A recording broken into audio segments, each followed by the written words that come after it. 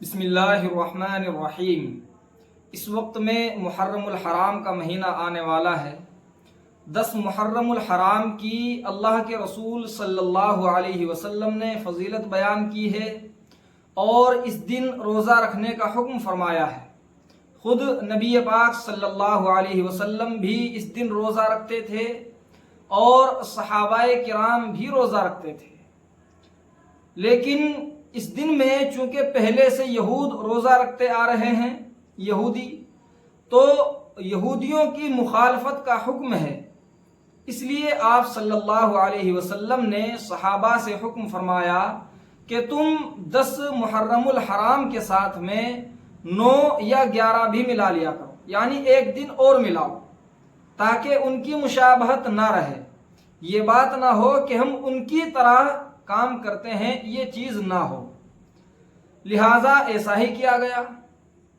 چنانچہ اب علماء یہ فرماتے ہیں کہ آج کے زمانے میں کیونکہ یہودی لوگ روزہ نہیں رکھتے ہیں 10 محرم کا، اس لیے اگر کوئی مسلمان صرف 10 محرم کا بھی روزہ رکھے گا تو اس کو پورا ثواب دیا جائے گا، اس کا کوئی حرج نہیں ہے، اللہ تعالیٰ اس کو مکمل ثواب عنایت فرمائیں گے، اور حدیث شریف کا وہ آدمی مخالف نہیں مانا جائے گا، اس کا عمل حدیث کے مخالف نہیں ہوگا، لہٰذا صرف 10 محرم کا روزہ بھی رکھ سکتے ہیں۔ اس سلسلے میں یہ بھی یاد رکھنا چاہیے کہ 10 محرم کا جو دن ہے یہ عظیم الشان دن ہے۔ روایات میں آتا ہے کہ اللہ تعالیٰ نے اسی دن زمین اور آسمان کو پیدا کیا، اسی دن حضرت آدم علیہ السلام کو پیدا کیا، اور جو بڑے بڑے واقعات ہیں وہ اسی دن رونما ہوئے ہیں۔ مثال کے طور پر حضرت آدم علیہ السلام کی جو توبہ قبول ہوئی وہ اسی دن قبول ہوئی تھی۔ اسی طریقے سے حضرت ابراہیم علیہ السلام جو آگ سے بچے وہ اسی دن بچے تھے۔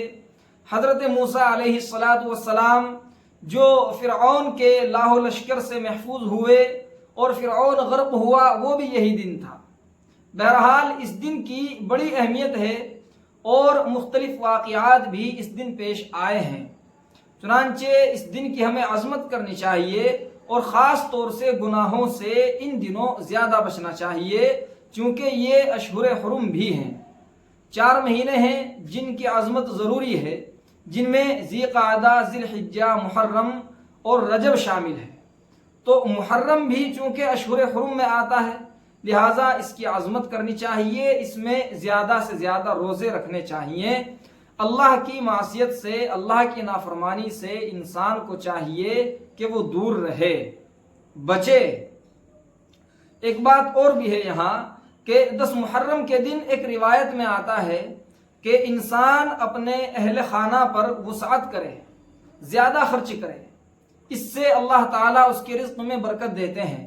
تو یہ جو حدیث شریف ہے اس کے سلسلے میں اختلاف ہے، بعض علماء نے اس کو ضعیف قرار دیا ہے، ضعیف تو یہ ہے مگر بعض نے اس کو زیادہ ہی کمزور قرار دیا ہے، مگر ایسا نہیں ہے۔ جمہور علماء یعنی اکثر علماء محققین یہ کہتے ہیں کہ یہ بہت زیادہ کمزور روایت نہیں ہے، اس پر عمل کیا جا سکتا ہے، جو اس پر عمل کرنا چاہے وہ کر سکتا ہے، کوئی حرج نہیں ہے۔